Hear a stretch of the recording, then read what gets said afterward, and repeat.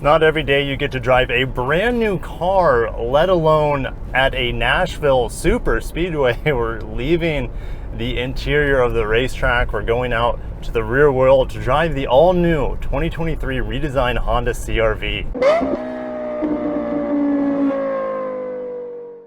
Jeez, that van. We have a blind stop sign here over the hill. Get into the brakes hard.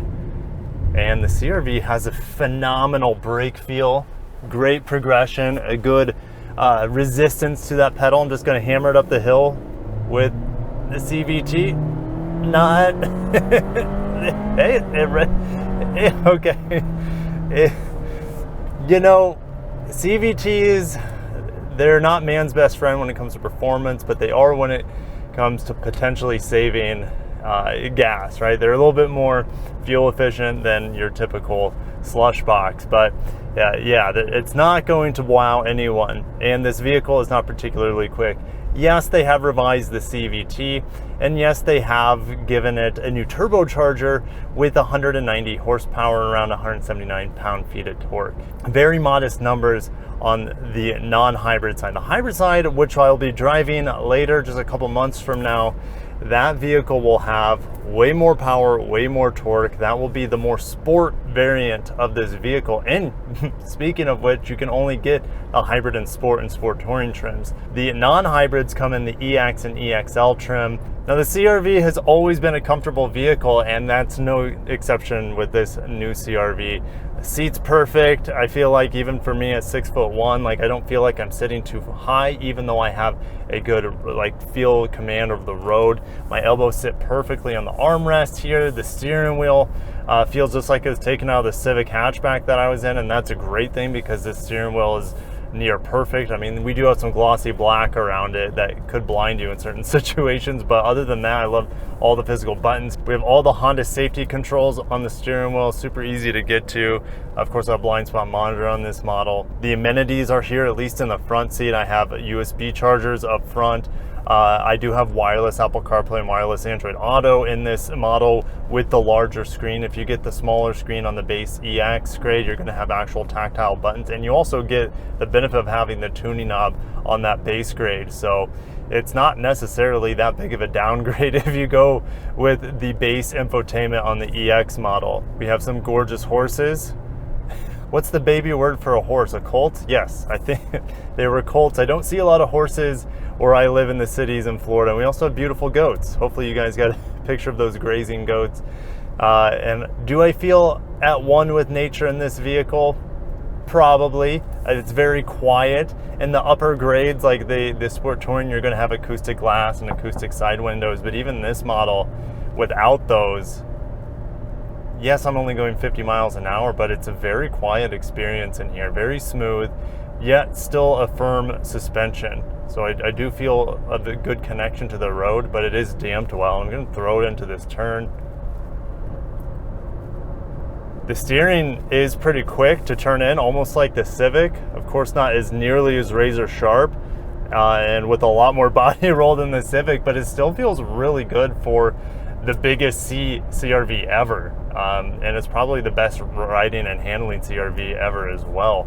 I'm just in love with the user interface. I have a volume knob, I have a fan control knob, and just the tactile and auditory feedback that I have from these knobs clicking just makes me happy. I love the accurate and precise vent controls here that feel just like the Civic. And the safety sense just kicked in where I was going a little bit off the road. The steering wheel wobbles a little bit to wake me up because I was just getting too much satisfaction out of moving these vents around. I'm going to get onto the brakes hard here. Very progressive pedal. You do feel like this is a heavier vehicle than the Civic that I was driving earlier, which of course it is. Up here at highway speed, 60 miles an hour. Really mostly what I hear is some road noise going on from the 17-inch wheels and tires, but it is still pretty quiet, and I'm really excited to see what the Sport model has, or the Sport Touring model with the acoustic glass on it. We're gonna throw this CR-V into this turn here. Feels great.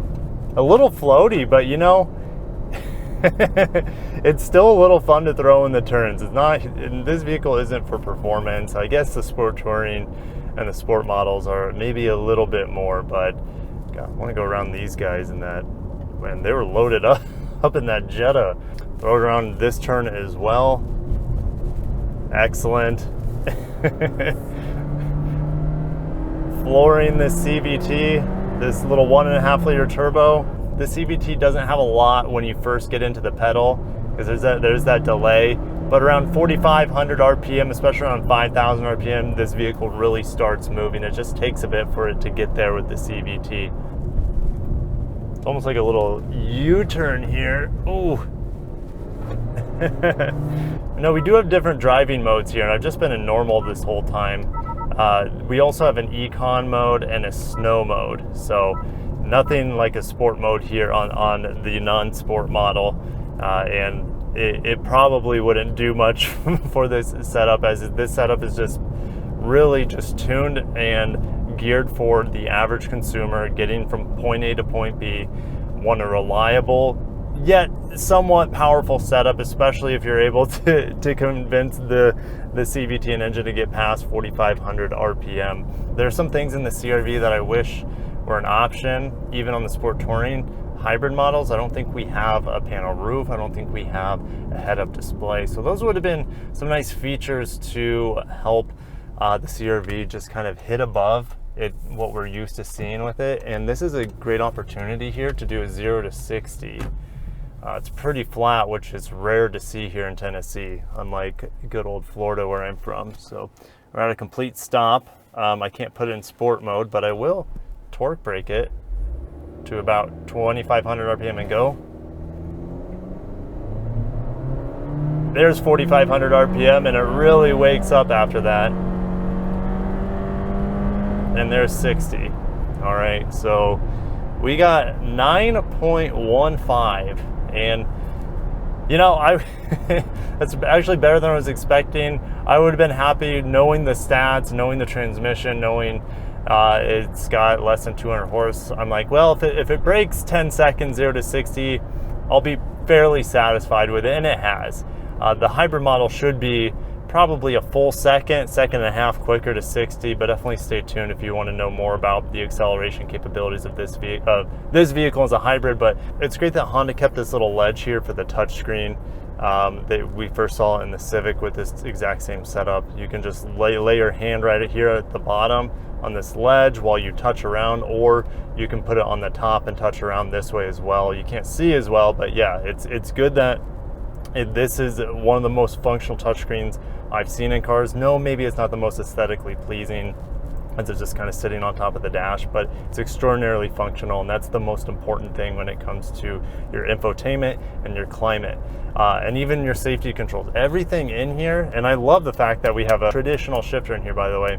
I just love the fact that everything in here is exactly where I want it.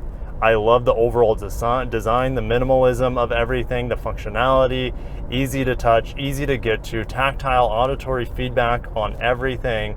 It's an excellent experience overall for the driver and would be the passenger as well. And it's a vehicle that doesn't frustrate me at all when I'm on the inside, and that's saying something, because a lot of manufacturers now, not including the buttons, not including the knobs, trying to be too cute with the technology, too cute with the software.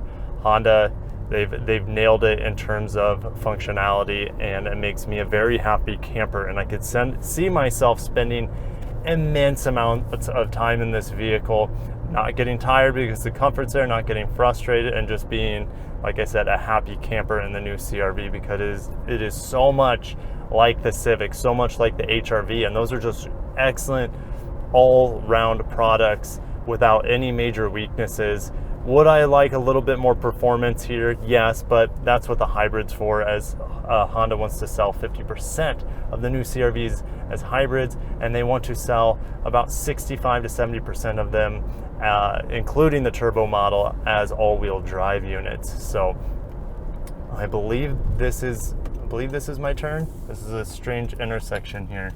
I think all roads are leading to Rome at this point in the new Honda CR-V. That's a sketchy turn because I can't see anything around it because it's a straight drop off. Anyways, A couple last things in here. It's nice that Honda has included the auto start stop off button, so I can just disable that if you don't like your engine turning off and on at intersections. We also have standard downhill ascent control in here, which is a great feature. I'm also grateful Honda didn't put like glossy black around the shifter area. This kind of sparkly matte black is perfect, and it's not going to be bothering the driver or the passenger.